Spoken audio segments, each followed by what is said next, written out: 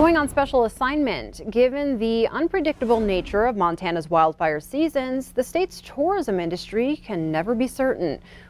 Will that challenge increase as experts predict hotter summers and bigger fires in years to come?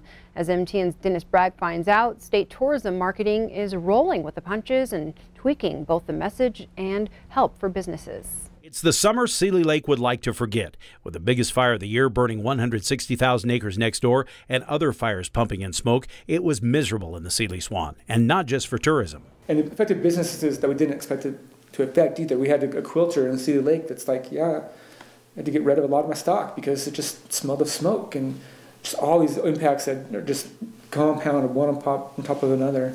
It affected not only the tourists but also the Montanans spending money in their communities and neighboring communities as well, which is a big piece of Montana summer and Montana's summer spending. Researchers estimate more than 800,000 visitors didn't come to Montana last year, with the state losing as much as $250 million. Yet there was a silver lining in all those clouds of smoke. And though it seems like the perception was the whole state was on fire, we actually did see a growth in visitor spending by 11%. And we saw record-breaking years at visitation at Glacier National Park. So though I know there was acute local impacts, on a statewide level we did really well. And I'm pleased to see that our tourism economy is so strong that we're able to actually sustain growth during a challenging season. The question is, what's going to happen in 2018? Is the state's marketing going to take a hit in the long run? Maybe not.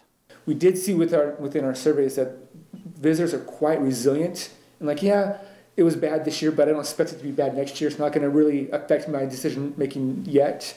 The concern is if this becomes a year after year after year thing, how do we then adjust our marketing? To me, it's about memory building and really capturing what we can experience together as a family.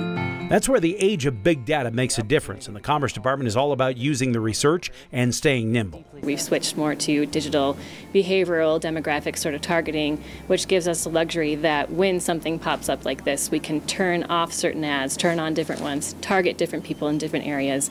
Additionally, the Commerce Department helped suffering communities last year, pumping in dollars for emergency marketing and business operations, which is now a permanent program. For businesses that were at risk of going out of business or had gone out of business and were trying to get back into operation, we were able to provide a small grant of up to $5,000 to help with things such as inventory or getting payroll covered or getting Montanans back to work. There's a framework in place, this emergency support framework, and the goal is that it is seamless. In the event that there is a natural disaster, man-made disaster, we're there and we're able to assist right away.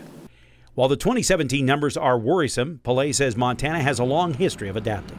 Well, whether it's a fire season or changes in gas prices or we have a low snow year, we are always dealing with variables that are out of our control. So no matter what the season is or what the variable that's being thrown at us, we're constantly monitoring that and seeing what the impact is on our audience and adjusting our strategies and our targeting accordingly. On special assignment, Dennis Bragg, MTN News. And despite the fires, Montana leads the way with its tourism marketing. In fact, Dennis tells us right now, state officials are being consulted by other states like Washington.